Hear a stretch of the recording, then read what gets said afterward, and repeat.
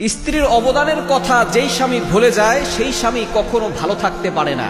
বর্তমানে অনেক স্বামী এমন আছে, স্ত্রীর যে তার সংসারকে টিকিয়ে রাখার জন্য অবদান রয়েছে, এই অবদানের কথা তারা ভুলে যায়।